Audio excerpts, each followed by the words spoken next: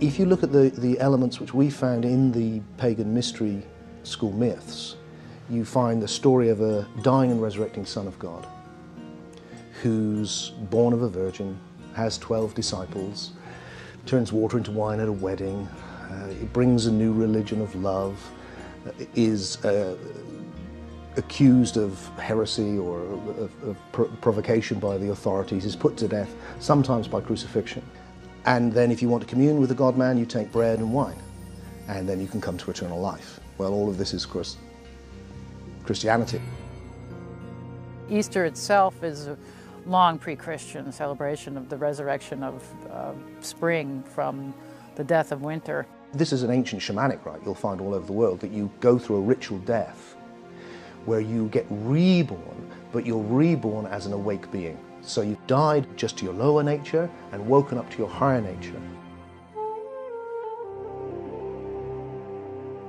You can find them in the Old Testament, in the Jewish mythology as well. It isn't just pagan parallels. I mean, the New Testament, for example, the Ascension. We have an ascension with the Old Testament figure of Elijah, and it's a very dramatic ascension. Elisha-Elijah cycle.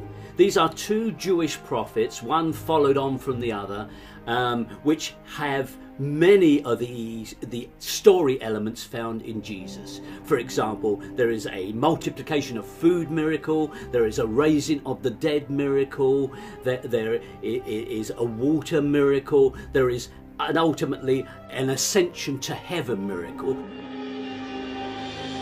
Is this fulfillment, or is this simply copying of a useful theme?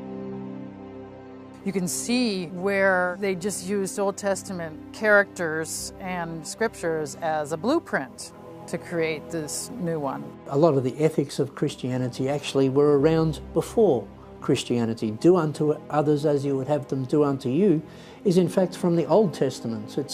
Jesus didn't make that up. Many of the other aspects of Christian ethics, many things which we might like to applaud as very good aspects of Christian ethics, can be found in the Stoic philosophy in Rome, which, by the way, was exactly the philosophical and ethical school promoted by the Flavians. There's little that is original about Jesus. If one separates from his words advice that was in the interest of the Roman imperial family, all that you have left are snippets of widely known philosophies, truisms, and concepts that came directly from prior Hebraic literature.